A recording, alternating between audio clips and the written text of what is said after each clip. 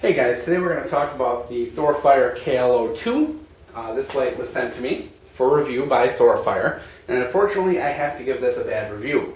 In fact, this is probably the worst flashlight I've ever reviewed, which is really unfortunate because it's probably going to kill my relationship with Thorfire, but that's the name of the game. There's a lot of channels out there that are giving this terrific reviews, and that's just because they like free stuff. And you know, if that's how they run their channel, that's up to them. But in here, I prefer honesty, and I would rather you guys be happy with your purchases than me get free stuff. So with that kind of soapbox moment away, what is this thing? It's a small 50 lumen kind of candle style flashlight meant to carry on a keychain or uses kind of like a little night light. It uses a single CR123 battery, and it has two major flaws which I just can't get over. The first being this thing is massively underpowered. A CR123, now, if you're looking at something like the ThruNite Archer 1C, that thing can put out like 250, almost 300 lumens off a single CR123. And in the lower modes where it does put out, like 30, 40, 50 lumens, the runtime on it is spectacular in tens of hours. This thing here puts out 50 lumens, but the runtime is poor. What I've kind of found, and unfortunately I've put more money in batteries through this than the flashlight's actually worth, is that there is a massive difference from one battery to the next. And I'm assuming that's because this thing is probably directly driven. Looking at the electronics, it looks like pretty much just the battery goes straight to the LED and there's no regulation. So this thing's probably just blowing off a lot of juice in the form of heat is what's going on from the looks of it. 50 lumens, if this thing were regulated, should get you, 20, 30, 40, even 50 hours maybe of good use.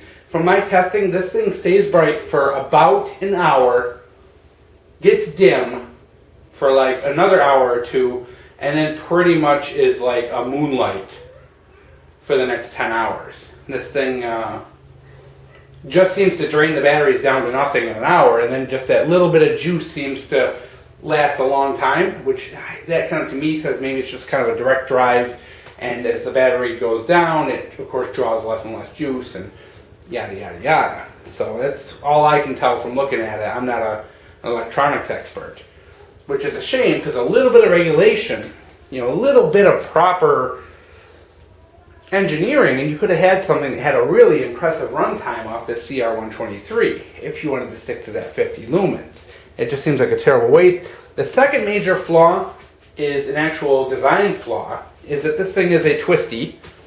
Like many keychain lights, you twist it, turns it on, twist it, turns it off. But why does that happen? Well, I sat there all day and I kept noticing this thing going off in my pocket. It went off while I was driving in the car. It went off everywhere. Well, the people at Thorfire decided, in order to make a retention system, they were just going to put a piece of foam in the bottom of this that would compress, and when it compressed, you would then make contact with that plunger, which would complete the electric circuit. So, as you tighten this,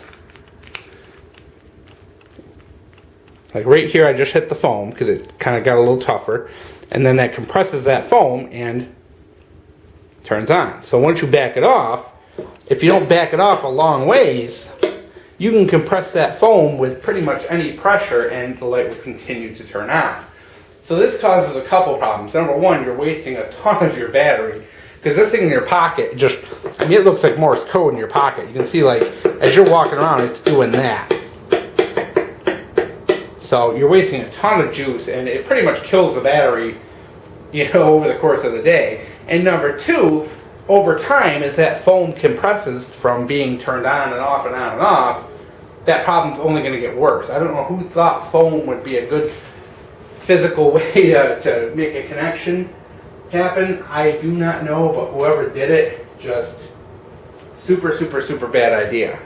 So there it is, two major problems. You got a flashlight that just is really super poorly designed.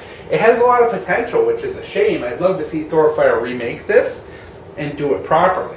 Now what you have, of course, is, and what you could have is a really cool flashlight style, or I'm sorry, like a candle style flashlight with a super long runtime that you could use in case of emergencies. You could set up and it would light up a room, because it does. It has, you know, this dome. It's kind of a frosted dome. This is really easy on the eyes. You know, when you kind of walk into a room, a dark room with this on, it's easy on the eyes. It lights up the room nicely. It's not super bright, but this is definitely enough where if the power's out to keep a room lit up enough to walk through it. And I thought that would have a lot of potential. You could just turn it on, power's out, leave it on overnight, and you'd be good. And then I thought, well, geez, that'd be awesome too if you could use 16 340s. But you can't really use 16 340s because they're longer than the CR123s, and that creates that little foam problem. Is actually worse because they are a little bit longer, and you have to loosen that tail cap even more.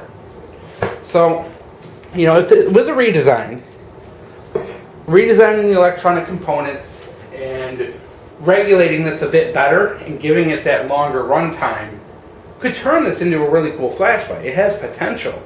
I mean, I like that. I really like that idea of having like a flashlight candle, something, you know, that I could put in my gun safe, you know, hang from the top of my gun safe and use like that. I think there's a lot of good potential uses for it, but it doesn't have the runtime. It's not very bright, and the actual physical engineering is just piss poor. So it's a shame, you know. It's really, you know. And if you look, there's a lot of people giving this great reviews and saying how it's such an awesome little light and this and that. Well, okay, because Thorfire is giving them away free. I get it, you know, but in the end, you know, and I'm going to do this because I am an honest gear reviewer. Now, looking at this flashlight, I kind of looked at the Thorfire line and I kind of said, holy cow, are they all garbage?